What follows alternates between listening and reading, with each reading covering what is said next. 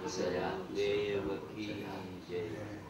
ભગવદ ગીતામાં આટલા બધા દરેકમાં એક ભક્તિ યોગ કીધો, એક આત્મ સંયમ યોગ કીધો, એક નિષ્કામ કર્મ યોગ કીધો, એક અધ્યાત્મ સંયમ યોગ કીધો.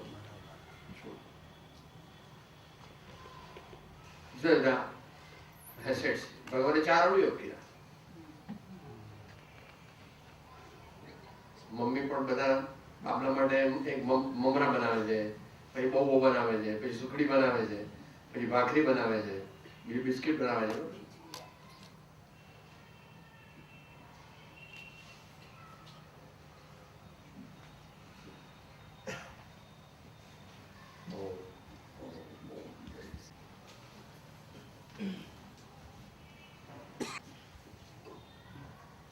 परम श्रद्धे पूज्य श्री आत्मानंदजी साहेब, परमादरणीय प्रकाश भाई, शकरचंद भाई, पूज्य बहन श्री, अंतरंग स्नेहियों, મનમાં બહુ દ્વિધા હતી કે શેની વાત કરવી, શા માટે દ્વિધા હશે એવું વિચારતો હતો. આ મન પણ એવું છે, ઘણી વાર બહુ દ્વિધા અનુભવે અને ઘણા ઘણા વિચાર કર્યા કે આ વિશે વાત કરું, આ વિશે વાત કરું, આ વિશે વાત કરું. અને ત્યાં એમ થયું કે સદગુરુ પ્રસાદમાં છીએ, આવો એક સરસ અવસર છે. બીજા ઘણા પ્રસાદો આપણે ત્યાં તો રચાતા હોય છે, પણ એ પ્રસાદોનો કોઈ પ્રસાદ દેવા જેવો હોતો નથી. આ એક એવો પ્રસાદ રચાયેલો છે કે જ્યાં અવિરત આપણા જીવનને પરમાત્માનો કૃપા પ્રસાદ મળતો રહે છે. અને ત્યારે મનમાં થયું કે આ પરમાત્માનો કૃપા પ્રસાદની જે વાત છે, એ પરમાત્માનો કૃપા પ્રસાદ કેવો હોઈ શકે. સામાન્ય રીતે આ સ્થાનની વિશેષતા મને હંમેશા લાગી છે અને જેને હું વખતો વખત દોહરાવું છું કે મહાત્મા ગાંધીજીને હિન્દુ ધર્મમાં રહેવું કે નહીં એની ચિંતા જાગી. અને ત્યારે શ્રીમદજી મળ્યા ત્યારે એમણે પહેલું પુસ્તક શ્રીમદ ભગવદ ગીતા આપ્યું હતું. શ્રીમદજીના આખા જીવનમાં યોગ વશિષ્ઠના પ્રકરણો એ પોતે બધાને સૂચવતા કે આ વાંચો, આ વાંચો, આ વાંચો. એટલે મને હંમેશા એવું થાય કે જો આપણને આટલા બધા સંતો મળી જાય એક સાથે, અને સંતોથી આગળ આપણને એક આખી સંસ્કૃતિ મળે. સદગુરુ પ્રસાદ એ સંત ભવન અને સંસ્કૃતિ ભવન બંને છે. સહેજ બહાર નજર કરીએ તો આપણને સંસ્કૃતિ દેખાય, ગાંધીજી દેખાય. અને કેવા ગાંધીજી, કેવી શક્તિ હતી એમની પાસે. આપ કલ્પના કરો, ગાંધીજીની કલ્પના કરો તો કોઈ એવો આકર્ષક પુરુષ નહોતો કે લોકો દોડે. એનો દેખાવ કેવો હતો જાણીએ છીએ આપણે. એક લાકડી, પાતળા શુક્લકડી માણસ, જૂના ડાબલા જેવા ચશ્મા. ગાંધીજીની વક્તૃત્વમાં પણ એવા નહોતા. મુંબઈમાં ફિરોઝ શાહ મહેતા જ્યારે બોલતા ત્યારે લોકો પુષ્કળ આવતા. પણ ગાંધીજી કોઈ એવા વક્તૃત્વ કલાના કુશળ નહોતા, કોઈ લોકમાન્ય તિલકની જેમ શાસ્ત્રોના અભ્યાસી નહોતા. અને છતાં એમની પાસે કંઈક એવું હતું કે જે આ સૌ કોઈને એમના પગલે ચાલવાનું મન થતું. એ કઈ વસ્તુ? કદાચ જગતમાં બે જ આત્મબળના મહિમાની વાત કરીએ ત્યારે જેમ આપણે ભગવાન મહાવીર સ્વામીએ આત્મબળના મહિમાની વાત કરી, જેમ પરમ કૃપાળુ દેવે વાત કરી, એ આત્મબળનો મહિમા એને વ્યવહારના ધરાતલ પર લાવવાનું કામ, એને પ્રયોગ રૂપે મૂકવાનું કામ, આવી સત્તા સામે પ્રયોગ રૂપે મૂકવાનું કામ એ ગાંધીજી. એ જમાનામાં ડેવિડ લો નામનો બહુ મોટો કાર્ટુનિસ્ટ, વ્યંગકાર હતો, દુનિયાભરમાં જાણીતો. એને એ સમયે એક કાર્ટૂન બનાવેલો કે એક મોટો સિંહ બેઠો છે, જાડો તગડો, આમ ડરામણો, શક્તિશાળી અને સામાન્ય ઉંદર બેઠો છે. અને એને લખ્યું કે સિંહ એટલે બ્રિટિશ સામ્રાજ્ય અને આ ઉંદર એટલે મહાત્મા ગાંધી. પણ ઇતિહાસમાં એક જ ઘટના એવી બની કે આ ઉંદરે પેલા સિંહને ભગાડ્યો. જગતમાં એમ કહેવાતું હતું કે બ્રિટિશ સામ્રાજ્ય એ 24 કલાક સામ્રાજ્ય, એનો સૂર્ય તપતો રહે છે. એનો અર્થ એવો કે સૂર્ય તમે ગમે તે ક્ષણે આ સૂર્ય તપતો હોય ત્યારે ભારતમાં હોય કે વેસ્ટ ઇન્ડિઝમાં હોય, પણ બધે બ્રિટિશ સામ્રાજ્ય એવી રીતે આખા જગતમાં પથરાયું. એ આખા સામ્રાજ્યના પાયાને હચમચાવી નાખનાર એ વિભૂતિ કેવી હશે એની કલ્પના કરો. એમનું આત્મબળ કેવું હશે. અને એ આત્મબળ કર્યા પછી આવો મહાપુરુષ જ્યારે પોતાની આત્મકથા લખે ત્યારે ઘણા લોકોએ પોતાની આત્મકથા લખી છે.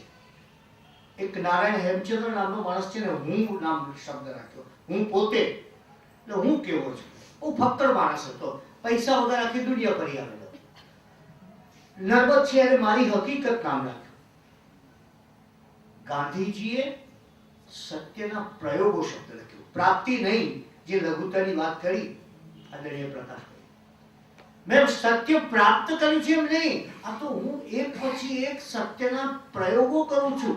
અને તમે કલ્પના કરો કે વ્યક્તિ જ્યારે વિશ્વભરમાં વંદનીય હોય એવે સમયે એને પોતાના બાળપણના બધા જ દોષોનું બયાન કર્યું છે અને લખ્યું, મૌસમ કોણ કુટિલ ખરકા. સુરદાસની પંક્તિ ટાંકીને ગાંધીજીએ કહ્યું કે મારા જેવો કોણ ખલ, દુષ્ટ, કામી કોણ હશે. કારણ ગાંધીજી પોતાની જાતને ખલ અને કામી એ માટે કહે છે કે ગાંધીજી પોતાના નાનકડા દોષને હિમાલય જેવો જોતા હતા. આપણે લગભગ આપણા હિમાલય જેવા દોષને સૌનાનો જોઈએ છીએ. આ તફાવત છે. અને એને પરિણામે આપણે એક આખી ભારતીય આધ્યાત્મિકતા, ભારતીય અહિંસા, થોડા સમય પહેલા જેમનું દેહાવસાન થયું, પૂજ્યશ્રી સાથે એમને ગાઢ સંબંધ હતો, ડોક્ટર એલએન સિંઘવી. એ ડોક્ટર એલએન સિંઘવી એમ કહેતા કે ગાંધીજી એ સવાઈ જૈન હતો. જૈનોની જે અહિંસા છે એ અહિંસાને એમણે સામે મૂકી. અને કલ્પના કરો તમે, હજી આપણને અત્યારે યાદ નહીં આવે, પણ એ વખતના જો તમે પુસ્તકો વાંચો, સામયિકો વાંચો, તો એમાં લખેલું કે પતિને પત્નીને મીઠાઈ ખવડાવવી હોય તો ઘરમાં બધા સૂઈ જાય, બારણું બંધ કરી અને પછી પત્નીને મીઠાઈ ખવડાવી શકે. એ પરિસ્થિતિમાં આ ગાંધીજીએ ગુજરાતી સ્ત્રીને જે ચૂલો ફૂંકતી હતી, જે ગરબે ઘૂમતી હતી માંડ માંડ, એ સ્ત્રીને દારૂના પીઠાની આગળ સત્યાગ્રહ કરવા મોકલી. કઈ શક્તિ બહાર કાઢી હશે વિચાર કરો. જે ભગવાન મહાવીર સ્વામીના સમયમાં આપણે જાણીએ છીએ સ્ત્રી શક્તિ, એ સ્ત્રી શક્તિ અહીંયા એમને પ્રગટ કરી આપી કે આ સ્ત્રીમાં, એટલે તમને આશ્ચર્ય થશે, દારૂના પીઠા સામે પિકેટિંગ કરવાનું હોય, ગાંધીજી પુરુષોને નહોતા મોકલતા. કહેતા આ કામ પુરુષોનું નહીં, એ તો લડાઈ ઝઘડી પાછા આવે, આ તો સ્ત્રીઓનું જ કામ, જે પેલાને સાચે માર્ગે વાળીને પાછા આવે. આ ગાંધીજી હતા. એટલે અહીંયા આપણે આવીએ ત્યારે એ ગાંધીજીનું સ્મરણ થાય. ગાંધીજીએ દાંડી કૂચ શરૂ કરી. આપ જાણો છો ગાંધી આશ્રમ બરાબર 84 માણસો હતા, એક પણ સ્ત્રી નથી દાંડી કૂચમાં. આપ જોશો જે 84 સ્વયંસેવકોને એમને પ્રગટ કર્યા, જે તૈયાર કર્યા અને લઈ ગયા, એ સમય એક પણ સ્ત્રી નહોતી. ગાંધીજીને કોઈએ પૂછ્યું, બાપુ દાંડી કૂચ, અને આ દાંડી કૂચ વખતે કોઈ તમે સ્ત્રીઓને નથી લઈ જતા? બાપુએ કહ્યું કે મેં મારી મોટી શક્તિ હજી અકબંધ રાખી છે. જો આ લોકો નિષ્ફળ જશે તો હું મારી નારી શક્તિને મૂકીશ. આ ગાંધીજીની શ્રદ્ધા. અને એ જ સંસ્કૃતિ છે. કોઈ પણ ધર્મ ક્યારેક આ ધર્મોનો આપણે સાંસ્કૃતિક દ્રષ્ટિએ વિચાર કરવો જોઈએ કે આપણે ત્યાં એક સમયે એવી સ્ત્રીઓ થઈ જેની કલ્પના કરીએ ત્યારે આપણું મન પુલકિત થઈ જાય. બ્રાહ્મી હોય જેને જગતને સૌથી પહેલી લિપિ આપી, સ્ક્રિપ્ટ આપી, સુંદરી હોય, આ બધાને યાદ કરીએ. અને પછી એક મુસલમાન સામ્રાજ્ય આવ્યું જ્યારે સ્ત્રીઓની સ્થિતિ બહુ ખરાબ થઈ. એટલે કોઈ પણ ધર્મ એ એના સંસ્કૃતિના પરિવેશમાં પોષાય છે. આ બહુ મહત્વનું, આપણને કદાચ કટુ સત્ય લાગે પણ સત્ય છે કે એને જો માહોલ, એને જો સંસ્કૃતિ, એને જો વાતાવરણ મળે, કારણ કે એ વાતાવરણ આપણી પાસેથી ચાલ્યું ગયું એટલે ધીરે ધીરે ધીરે ધીરે આપણે સંકુચિત થતા ગયા. સ્ત્રીઓને જાળવી ન શક્યા માટે સતી પ્રથા શરૂ કરી. આ બધું કેમ થયું? અને ત્યારે માન્યતાઓ, ત્યારે તમારો ભય, ત્યારે તમારી ગુલામી, ત્યારે તમે દબાણમાં છો, તે વાત એ તમારા બધા જ વિચારોને કચડી નાખે છે. એટલે ગુલામી એ સૌથી મોટામાં મોટું વિચારોને કચડનારી વાત છે. માણસમાં મનની પણ ગુલામી હોય છે, પણ એ વાત ક્યારે કરીશું? ત્યારે એ કલ્પના કરીએ કે આવી એક વસ્તુ કે જ્યાં માણસની સંસ્કૃતિની ચિંતા થતી હોય, અને ત્યારે કલ્પના કરો આજથી 1000 વર્ષ પહેલા પાટણ નગરીમાં 50 વર્ષની ઉંમરે કુમારપાળે જ્યારે રાજ્ય બન્યું, સમ્રાટ કુમારપાળ, અને રાજ્યની સવારી નીકળી, રાજ્યારોહણનો પ્રસંગ. અને ત્યારે એક બાજુ સમ્રાટ કુમારપાળ ચાલે છે અને બીજી બાજુ જે સમ્રાટે પોતાનું આખું એ જીવન જેને અર્પણ કરી દીધું છે એવા કલિકાલ સર્વજ્ઞ હેમચંદ્રાચાર્ય મહારાજ બંને ચાલે છે. તોરણો બાંધ્યા છે, લોકો આનંદમાં છે, ચોપાસ આનંદ ઉલ્લસી રહ્યો છે, લોકોએ સુંદર વેશભૂષા પહેરી છે અને આજે આ સમ્રાટ પદે ધારણ થાય છે. કેટલો આનંદ છે. તમે જોજો, આ આનંદ બહુ વિલક્ષણ ચીજ છે. તમારી જિંદગીના આનંદની તપાસ કરજો. જેવો એક આનંદ હશે એની બાજુમાં એક દુઃખ પડ્યું હશે. આપણા આનંદની પણ ચિકિત્સા કરવા જેવી છે ઘણી વાર. તો અહીંયા આ કુમારપાળ ખૂબ આનંદ છે બધું જોઈને, ગુરુ તરફ જુએ છે કે મનોમન દુઃખ થાય. અરે આવો ભવ્ય પ્રસંગ, આવો પરમ ઉત્સવ, આવી ઉત્કૃષ્ટ ઘડી, અને આ મારા ગુરુ કેવું મેલું ઘેલું વસ્ત્ર પહેરીને, મેલી ઘેલી ચાદર પહેરીને મારી સાથે ચાલે છે. મનમાં થયું.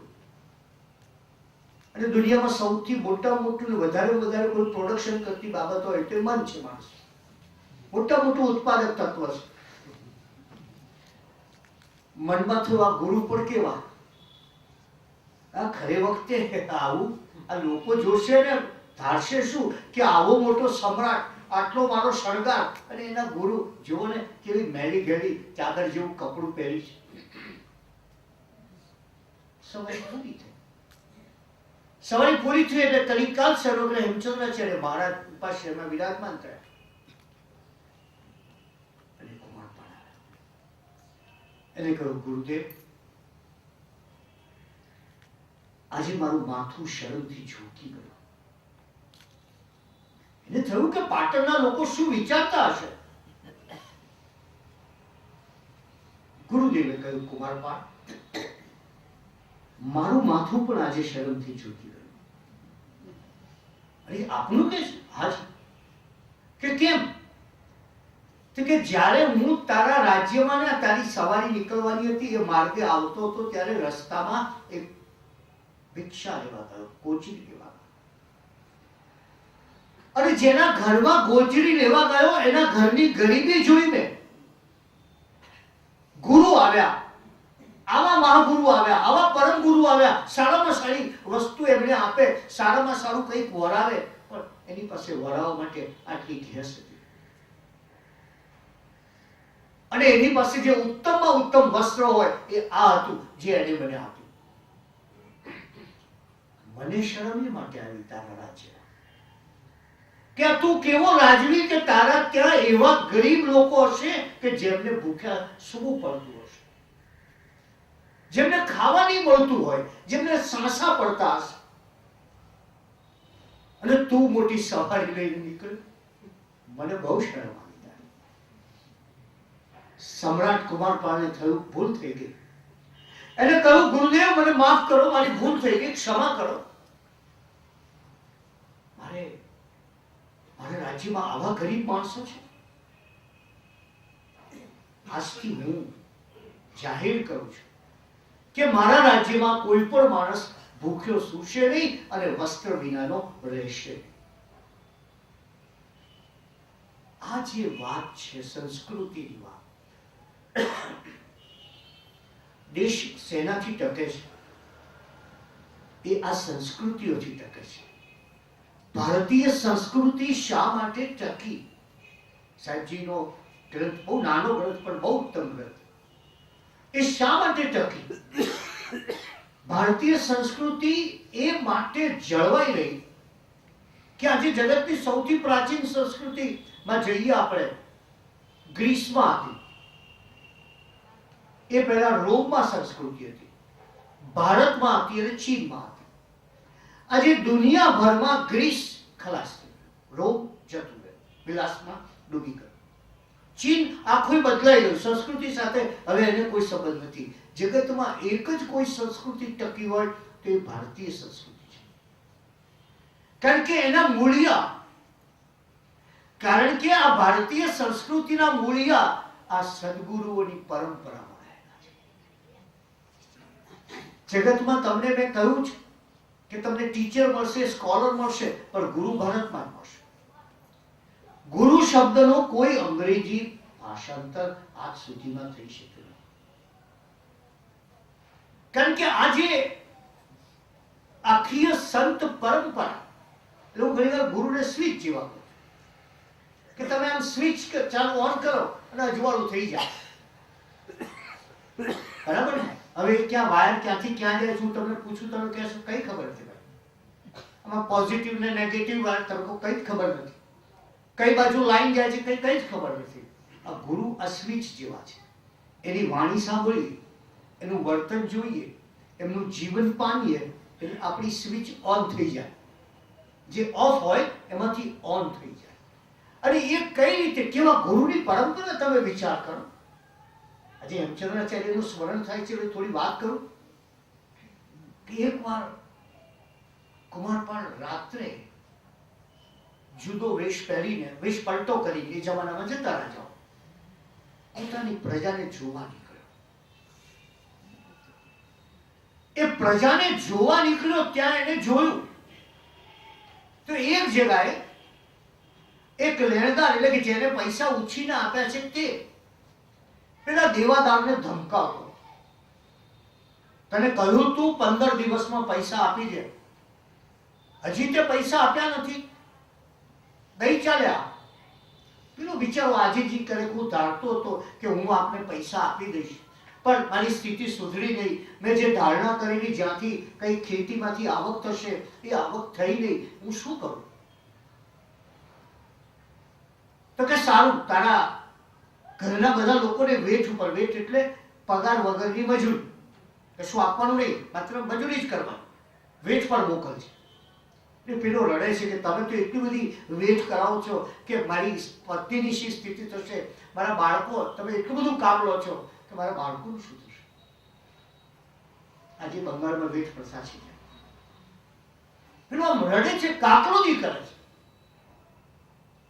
સમ્રાટને ઊંઘ નથી આવતી. ઓહો, આ પૈસા વગર માણસને શું થાય છે?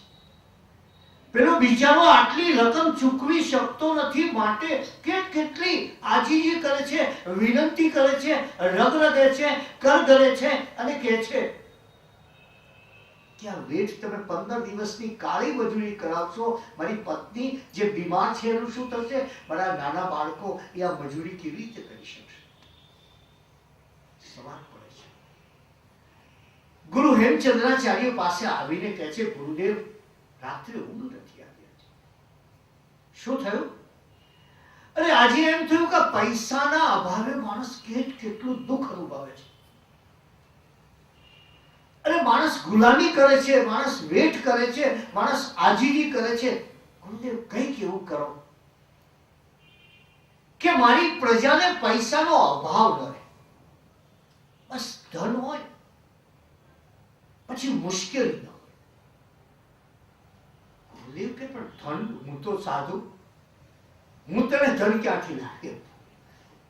ના કે બસ મને બહુ દુઃખ થઈ ગયું છે ને એમ થાય જો આ બધાની પાસે પૈસા હોય તો પછી કોઈ તકલીફ જ નથી. હેમચંદ્રાચાર્ય કહે છે, કુમારપાળ, એક વાર મને યાદ છે કે હું નાનો હતો. હેમચંદ્રાચાર્ય બહુ નાની ઉંમરમાંથી છે, 8 વર્ષની. ત્યારે મારા ગુરુ દેવચંદ્રજી મહારાજ એ જંગલમાં વિહાર કરતા હતા ને એક બહુ જ ગરીબ કઠિયારો, દુઃખી કઠિયારો આવ્યો અને એમને કંઈક કર્યું મંત્ર સિદ્ધિથી. એને આટલું લોખંડ હતું, આટલું એને સોનું બનાવીને આપ્યું. મારા ગુરુ પાસે આ સુવર્ણ સિદ્ધિ છે, પણ મારા ગુરુ છે, મારાથી કઈ કહેવાય નહીં. શું કરીશું? ગુરુને બોલાવીશું? ના, કે ગુરુ તેમ આવે જ નહીં ને. ગુરુને તો આપણે જવું પડે, કહેવું પડે, પધારો પધારો. અને દેવચંદ્રજી મહારાજ આવે છે, પાટણમાં પધારે છે. હેમચંદ્રાચાર્ય નિવેદન કરે છે કે ગુરુદેવ, આ સમ્રાટ સુઈ શકતા નથી. શું કારણ છે? બસ કંઈક એવું ગુરુદેવ ઈચ્છે છે કે જો બધાની પાસે ધન હોય તો આ રાજ્યમાં કોઈ દુઃખ ના રહે.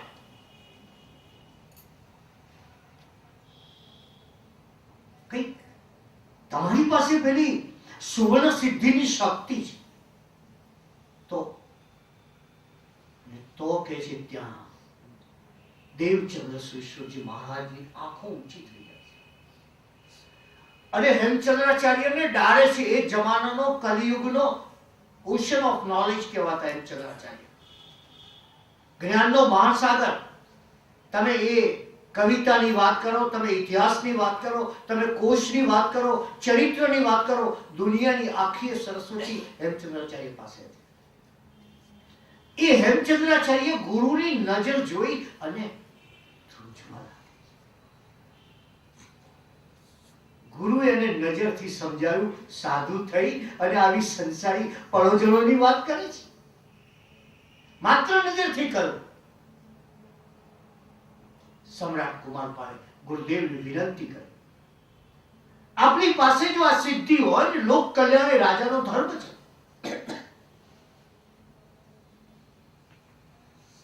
દેવચંદ્ર સૂર્યે કહ્યું, એક કામ કર,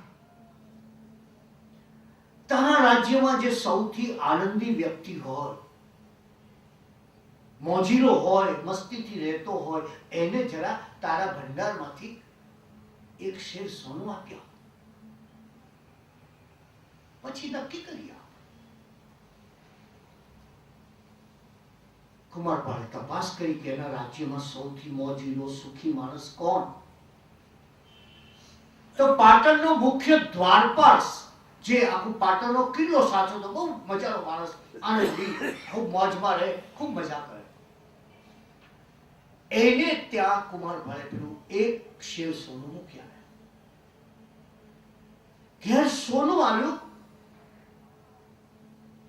એટલે તો આખી વાત બદલાઈ ગઈ. છોકરાઓ કે પિતાજી હવે આ ઘર બરાબર નથી, નાનું પડે છે, અને જે કન્યા સાથે વ્યભિચાર કર્યા છે એ આપણા સ્ટેટસ પ્રમાણેની નથી. એટલે ઘરમાં ઝઘડો. પેલી સ્ત્રી કે આ લાવો, આ લાવો, આ લાવો, અને ચોકીદારે કામ બંધ કરી દીધું. હવે ચોકી શું કામ કરી મારે? અને ધીરે ધીરે ઘરમાં આ સંપત્તિને કારણે એટલો ઝઘડો થયો કે પેલો એક શેર સોનું લઈ અને સમ્રાટ કુમારપાળને પાછું આપ્યા. આપ રાખો, મારે ના જોયો, મારે ઘેર તો ધમાલ થઈ ગયા. આખા ઘરમાં હાહાકાર થઈ ગયો. છોકરાઓ માને નહીં, અંદર અંદર ઝઘડે, બે ભાઈઓ વચ્ચે પ્રેમ રહ્યો નહીં. ત્યારે કુમારપાળ વિચાર કર્યો, આ સોનું આપ્યું પા. ફરી દેવચંદ્રજી મહારાજ પાસે ગયો. દેવચંદ્રજી મહારાજે કહ્યું, કવિ એક કામ કર, આ સોનું છે એ તું એક કોઈ તારા સેનાપતિને ત્યાં આપી. એટલે સેનાપતિએ કહ્યું કે હવે લડવા પડવાની વાત ખોટી, લડાઈમાં જવું, મરી જવું, આ બધું શા માટે? પૈસા પૂરતા છે, આટલું સોનું મોટું છે, મારે લડવું નથી. થોડા વખતે સેનાપતિ કુમારપાળના રાજ્ય ઉપર બીજા રાજાએ હુમલો કર્યો. એને ખબર પડી કે આ તો એક એક શેર સોનું લોકોને આપે છે, કેટલું બધું સોનું હશે એની પાસે. એટલે પેલા હુમલાની આક્રમણની તૈયારી કરી. અને ત્યારે એને ખબર પડી કે ઓહો, આ સોનું આપીને મારી પ્રજાને મેં સોનું આપ્યું, ઉપાધિ આપી. ગયો દેવચંદ્ર સોની મહારાજ પાસે કે ગુરુદેવ, આપણે કહ્યું એમ આ બધાને સોનું આપ્યું, પણ આનો તો કંઈક બધું બહુ અવળો થઈ પરિસ્થિતિ થઈ ગઈ. ખેડૂતો કામ નથી કરતા, બીજા રાજના રાજવીઓ ચડાઈ લઈને આવ્યા, અને હવે મને જીવવું કઈ રીતે? મારે તો ઉજાગરા વધી ગયા. દેવચંદ્રજી મહારાજ કે કુમારપાળ, મારે તને સાચી સુવર્ણ સિદ્ધિની વાત કરવી છે. માણસના જીવનમાં 3 સુવર્ણ સિદ્ધિ છે. એક તનની સુવર્ણ સિદ્ધિ, માણસ એનું આરોગ્ય જાળવે, યોગ્ય રીતે સ્વાસ્થ્ય જાળવે, એ તનની સુવર્ણ સિદ્ધિ. બીજી છે મનની સુવર્ણ સિદ્ધિ, એનું મન હંમેશા ઉર્ધ્વતામાં ગતિ કરતું, એ મનની સુવર્ણ સિદ્ધિ. અને ત્રીજી જે સુવર્ણ સિદ્ધિ છે એ ધનની સુવર્ણ સિદ્ધિ. એને મેળવેલું ધન એ નીતિની રોટી વાળું હોય, કોઈના ઉપર શોષણ કરીને કોઈને નહીં. સાચી સુવર્ણ સિદ્ધિ આ છે. તું જા, તારી પ્રજાને સમજાવ કે જો તમારે સુવર્ણ પામવું હોય, સુવર્ણ સિદ્ધિ મેળવવી હોય, તો મનની, ધનની, તનની, આ બધાની વિચાર કરો. સાચી સુવર્ણ સિદ્ધિ આમાં છે. આવા હતા આ મહાપુરુષ, જેમની છબીની નિશ્રામાં આપણે બેઠા છીએ. કલ્પના કરો કેવા હશે. અને આનંદગંજી મહારાજ આપણી સામે દેખાય, કેવી મસ્તી, કેવા ફક્કર, કેવા મોજીલા. મને એવું કે હું થોડો આનંદગંજી મહારાજ વિશે અભ્યાસ કરતો. અભ્યાસ કર્યા પછી મેં તો જોયું કે આનંદગંજી મહારાજ વિશે 2 જ વાત મળે. એમનું મૂળ નામ લાભાનંદ અને એમનું ઉપનામ આનંદગન, બાકી કોઈ વાત ન મળે. તમે વિચાર કરો, જૈન ધર્મનો નહીં, આખા દેશનો, દુનિયાનો એક મહાન કવિ, એના વિશે આ 2 હકીકતથી ત્રીજી હકીકત ક્યાંય લખાઈ નથી. કથાઓ મળે, કથાઓ મળે, તમને જરૂર મળે. અને કથાઓ ક્યાંથી આવી? એમની પર્સનાલિટીમાંથી, એમના વ્યક્તિત્વમાંથી આવી. હું જ્યારે ભણતો હતો ત્યારે આ બધી કથાઓ વાંચી અને પછી મેં તો લખી નાખ્યું. જરા આપણને આમ સંશોધન કરી એટલે જરા મગજમાં વગેરે વગેરે ભાઈએ કહ્યું ને ચડી ગયું એટલે લખી નાખ્યું કે આ કથાઓ બધી ખોટી છે. મારા સંશોધક, તપાસનાર સંશોધક ભોગીલાલ સાંડેચરા હતા. મને કે આવું ન લખાય, આ કથાઓ ખોટી છે એમ નહીં, આ કથાને આધાર નથી મળતો, પણ એ કથામાંથી એમની પ્રતિભા મળે છે. એ જમાનામાં લોકો પોતે આવો બાયોડેટા નહોતા રાખતા. બાયોડેટા જેવી વસ્તુ જ નહોતી. અને તમે જાણો છો કે આપણે આ બાયોડેટા પૂરો થાય પછી જ આપણે શરૂ થઈ ગયું, બરાબર છે, પછી જ શરૂ થાય.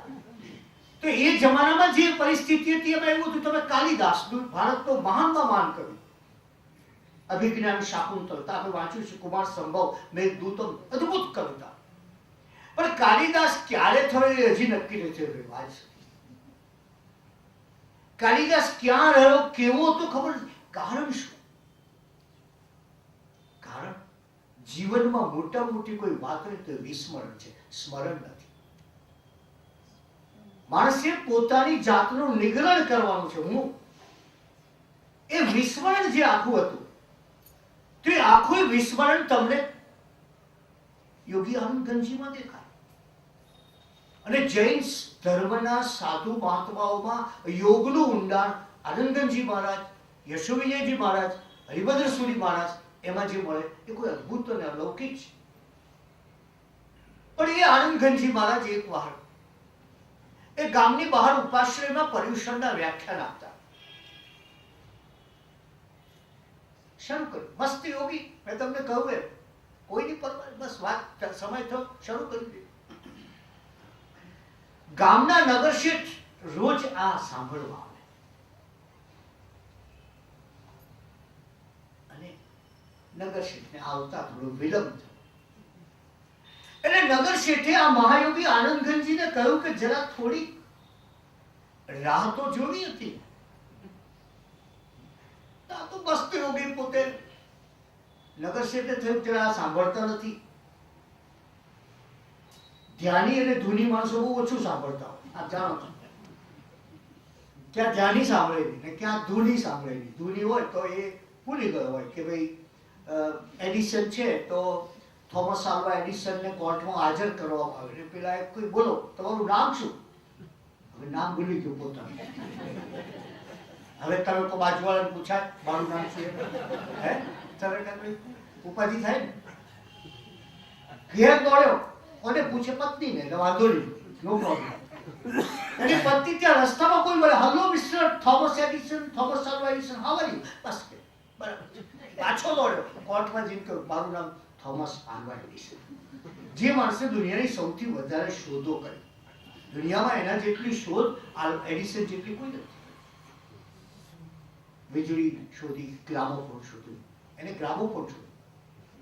અને એ જમાનામાં ગ્રામોફોન શોધ્યું એટલે આપણે જાણો છો ને પેલી રેકર્ડ વાગે અને આ મોટું ભૂંગળું હોય ને ગ્રામોફોનમાં કેવા અવાજો આવે ને લોકો બધા બહુ આનંદ પામતા. ઓહો એક બેન આવે અરે મિસ્ટર એડિસન તમે તો બહુ કમાલ કરીને તમે તો અદ્ભુત છો ને, તમે તો કઈ સવાલ ના પૂછો ને, આ ગ્રામોફોનની શોધ તો તમે એટલી બધી કમાલ કરીને કઈ સમજાતું નથી. એડિસને કહ્યું બેન તમારી વાત સાચી છે. મેં મોટા મોટી શોધ એ કરી કે ભગવાને બોલવાનું બંધ કરવાની કોઈ સ્વીચ નથી રાખી, મેં ગ્રામોફોનમાં રાખી છે. એટલે બેન બહુ બોલતા હતા એટલે તો એ ધૂની એટલે આ તો મસ્તી યોગી શરૂ કરી દીધી. પેલા કહું કે પણ થોડી રાહ તો જોઈએ, અમે આવવાના કોણ સાંભળે છે? નગરશેઠને થયું કે હવે મારે બીજું લોજિક આપવું પડે. અરે કે હંમેશા આપણું તો આ પર્યુષણ વ્યાખ્યાન મારા રેગ્યુલર હું સાંભળું એટલે એની કન્ટિન્યુટી હતી, એનું સાતત્ય હતું. આ તૂટી ગયું જરાક તોય પેલા શેઠ કે એને થયું શેઠને થયું હજી કઈ આપણી વાત બધી ગળતી નથી. એટલે એમને કહ્યું કે યોગીરાજ કપડા અમે તમને ઓરાવીએ, ગોચરી ઓરાવીએ તો થોડીક રાહ 5 મિનિટ જોવાનો એમાં શું વાંધો હતો?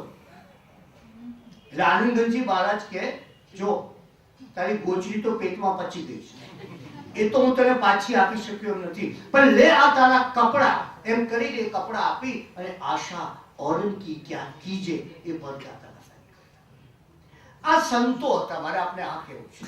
અને એવા સંતોએ જે આપણને જીવન બતાવ્યું, જે મહિમા બતાવ્યો, જેમ કે બુદ્ધિસાગર સુરેશ્વરજી મહારાજ નો અહીંયા આપણે દર્શન કરી શકીએ. શું શક્તિ, અદ્ભુત શક્તિ, અદ્ભુત શક્તિ. આ સંતોની ખૂબી આ છે. બુદ્ધિસાગર સુરેશ્વરજી મહારાજ 6 ચોપડી ભણ્યા. વિજાપુર ગામ છે, આપણે જોયું હશે. એ 6 ચોપડી ભણેલા બુદ્ધિસાગર સુરેશ્વરજી મહારાજ સાહેબે સંસ્કૃત, પ્રાકૃત, ગુજરાતી એમાં 133 ગ્રંથો લખ્યા. 133. અને કેવા ગ્રંથો! કર્મયોગ લખ્યો, અદ્ભુત લખા. લોકમાન્ય તિલકે કહ્યું મને ખબર હોત કે આવો કર્મયોગ જેવો ગ્રંથ લખાયો છે તો હું પછી ન લખ્યો. આનંદ ઘન પદ સંગ્રહ લખ્યો. દેવ યાત્રાનું વિમાન, જૈનોની યુનિવર્સિટી હોય તો કેવી હોય એની કલ્પના એ આ બુદ્ધિસાગર સુરેશ્વરજી મહારાજે આપી. સરસ્વતીની કેવી ઉપાસના. આપણે યાદ આવશે જ્યારે શ્રીમદજી ગાંધીજીને મળ્યા ત્યારે બેરિસ્ટર મોહનદાસ કરમચંદ ગાંધીએ શ્રીમદજી વિશે પૂછ્યું શું ભણેલા છે, બરાબર છે? તો એ જે છે એ સરસ્વતીની પ્રબળ ઉપાસના એ આપણા બુદ્ધિસાગર ઈશ્વરજી મહારાજ સાહેબના જીવનમાં જોઈ શકીએ. એટલે જ્યારે આપણે આવા સદગુરુ પ્રસાદમાં બેઠા હોઈએ ત્યારે આ સદગુરુ પ્રસાદ મેં આપને તુલસીદાસ છે કે મીરા મળવા ગઈ. કોઈએ કહ્યું કે પુરુષને મળતી નથી, પુરુષ સ્ત્રીને આ મળતા નથી. ત્યારે મીરાએ કહ્યું બહુ ખોટું કહેવાય, આ જગતમાં પુરુષ તો એક શ્રી કૃષ્ણ છે. સુરદાસ કૂવામાં પડ્યા હતા. સુરદાસ કૂવામાં પડી ગયા, અંધ હતા. સુરદાસ કૂવામાં પડી ગયા. નિરાતે કૂવામાં પણ આનંદ, કોઈ પ્રોબ્લેમ નહીં, નો પ્રોબ્લેમ. પેલાને ચિંતા ને મારે શું ચિંતા. કૃષ્ણ થયું કે આઠીનો બહાર નીકળશે ને મારે જવું પડશે. શ્રી કૃષ્ણ સ્વયં ઉતર્યા અને એ સુરદાસને લીધા અને બહાર લઈ જઈને લાવ્યા. અને પછી અંતર ધ્યાન થવાના હતા તો સુરદાસે કહ્યું જા, કઈ વાંધો નહીં, તું મારો હાથ છોડીને જા, કઈ વાંધો નથી, જવું હોય તો જા, મારા અંતરમાંથી નીકળી શકવાનું છે. મેં તો તને મારા અંતરમાં કેદ કર્યો છે. કઈ ભક્તિ હશે એની પરાકાષ્ઠાની કલ્પના કરો અને એવી ભક્તિ આપણા જીવનમાં પ્રગટે એ ભાવના સાથે જય જીવન.